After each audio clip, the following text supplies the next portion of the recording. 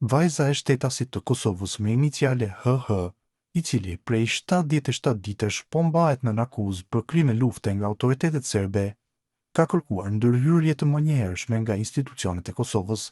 Në një letër zyrtare për Klan Kosova, Anita Haziri ka apeluar urgjentisht për reagim institucional, duke thënë se babai i saj 77 vjeçar po mbahet në kushte jo humane dhe pas një provë konkrete ndaj tij. Ajo theksoi se po ashtu se babai i saj ndodhet në gjendje të brisht shëndetësore.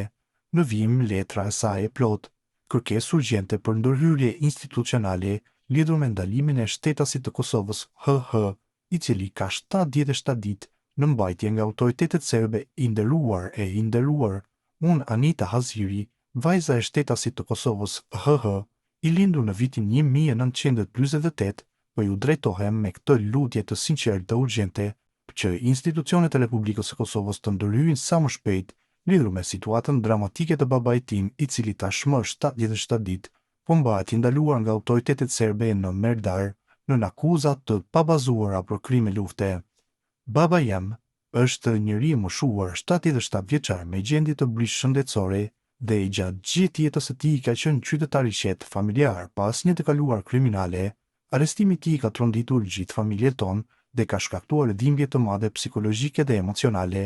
Ne po jetojmë në pasiguri të plot dhe frikë për shëndetin e tij, sepse ai po mbahet në një mjedis ku as nuk ka siguri, as trajtim adekuat mjekësor dhe ku mund të përballet me presione të ndryshme psikologjike dhe fizike. Të kërkoni zyrtarisht nga Serbia lirimin e menjëhershëm të tij, ose të paktën transferimin e rastit tek autoritetet e Kosovës sipas marrëveshjes së drejtësisë të vitit 2015, e cila pikërisht parasheh që rastet e dyshuara për krime lufte të zhvillohen në gjykatat e Kosovës, kur i dyshuari është shtetas kosovar. Arsyetim juridik dhe human, ai është arrestuar pa prova konkrete, nuk ka asnjë rrezik arratisje, e ka familje, adresë dhe është i moshuar.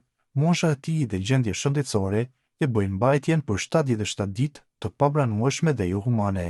Vazhdimi i kësaj mbajtjeje paraqet rrezik real për jetën dhe dinjitetin e tij.